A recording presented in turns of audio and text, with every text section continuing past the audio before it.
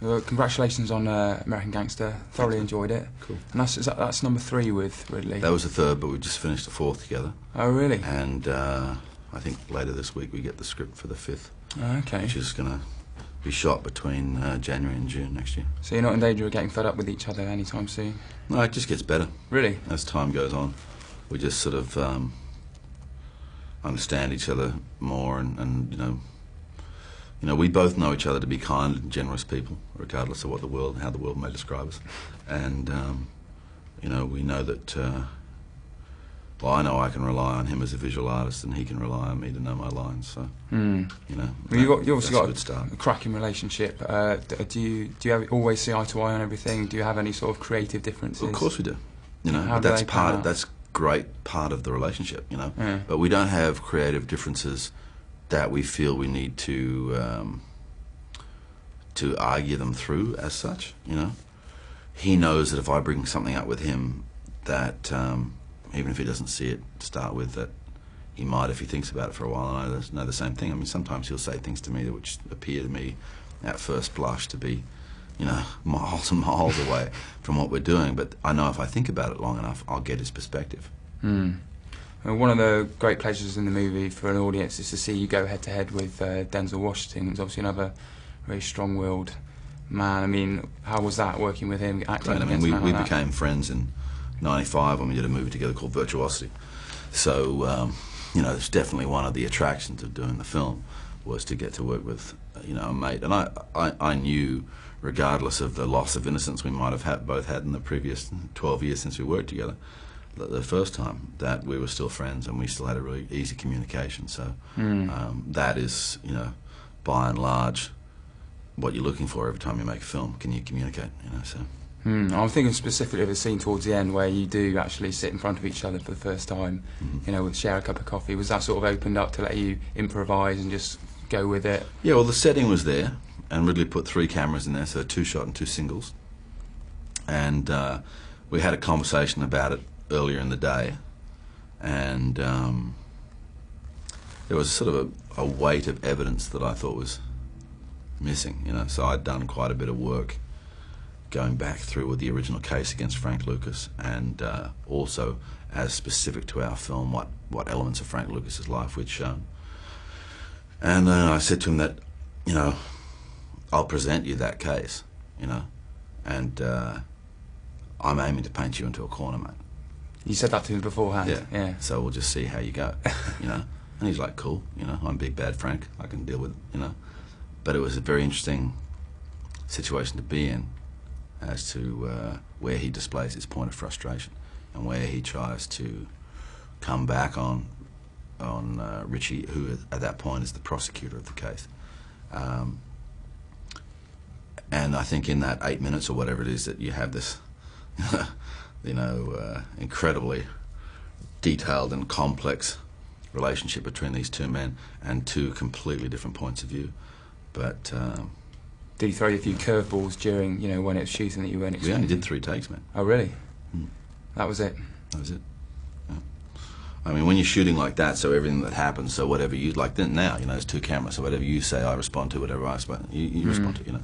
When you're shooting it that way, you know, you've got a lot more latitude for, because you know you don't have to repeat it later on, you know. And I think sometimes that's very hard if you're in a situation the director asks you to ad-lib and then wants to do 10 more takes of your ad-lib. That can be very difficult. But with Ridley, that's not going to happen because he's already matrixed the room and he knows how he's going to see everything and he knows which way he's going to cut it. So he's got it all down by the numbers. Well, I mean, matrixing, you know, constructing a situation where the cameras will see everything that he wants to see in the course of that scene, that sounds very easy, but it is not often very easy. You know, but when you know the camera as well as Ridley Scott does, then he can provide that sort of platform for you so you can, you know, respond in that moment. Was there a particular scene that you enjoyed making in the film more than the others? Working with the guy that played my partner at the beginning, John Ortiz. He's a wonderful actor, you know, and on the page that relationship was probably about 1/10 of what it is in the movie, you know, but on a daily basis, I'd say to Ridley, we've got to fucking complete this guy's arc, You know, if we don't complete this guy's arc, it's just going to be this blip in the beginning of the movie and people aren't going to understand it. We've got to actually see what happened to him, you know, because that was a real thing from Richie's life. One of his early partners ended up dying from drug use, you know, but getting Richie into a lot of serious trouble when Richie didn't understand he was a drug user, you know. So, and Ortiz just rose to that occasion. I mean, some of that stuff we did was really quite complex, you know, we made up that morning or the night before, you know, so he didn't really have a lot of time to prep, you know. So he's one of those great guys where he's just on his toes, you know, the whole, you know, Shakespearean description of what an actor should be like from Hamlet, he was just right there, you know, and that was, you know, great fun for me getting to work with him. But there was a lot of stuff on that movie that I enjoyed doing.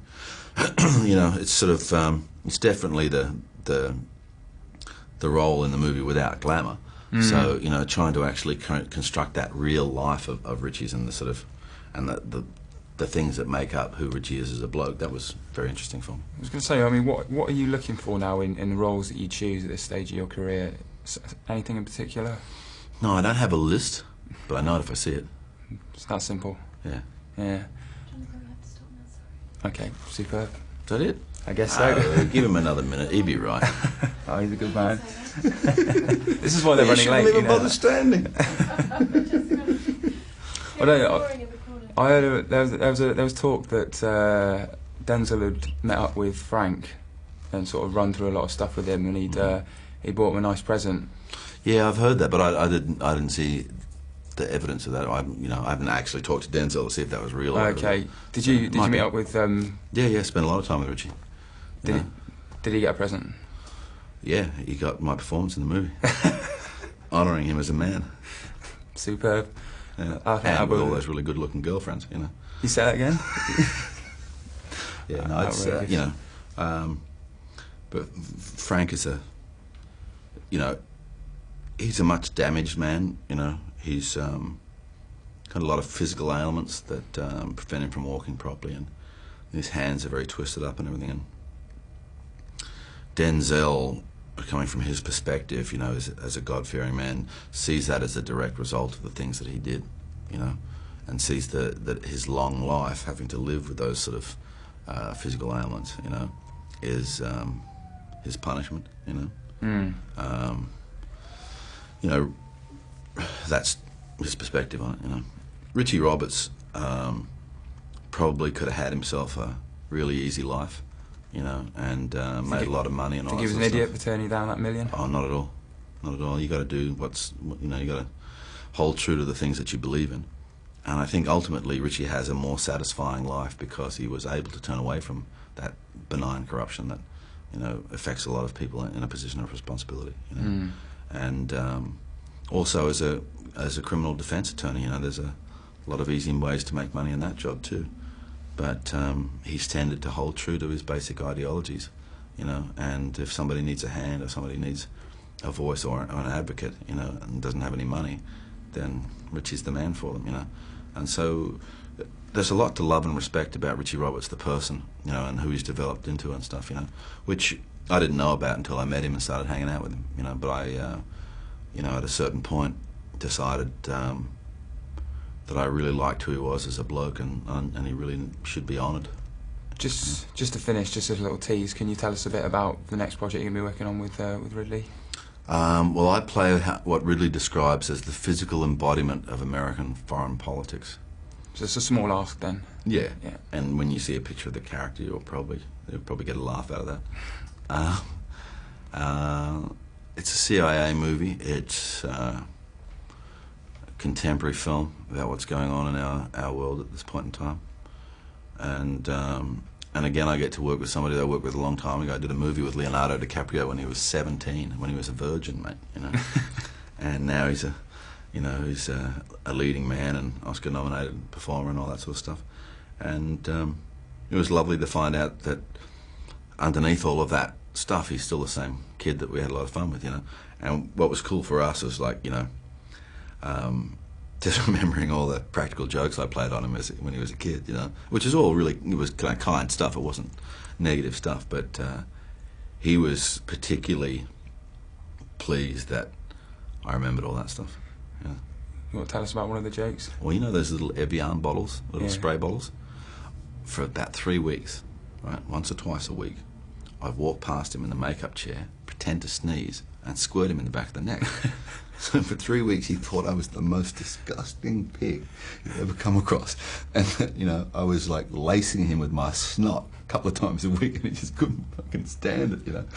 And then one day I just went, tss, and he went, oh, motherfucker. Unbelievable, you know. But that's, you know, he was 17, he was an easy target. You might be worried next time then, he was want to get you back. When your practical jokes come from a position of kindness and they're all just about having a laugh, there's nothing to pay back, man.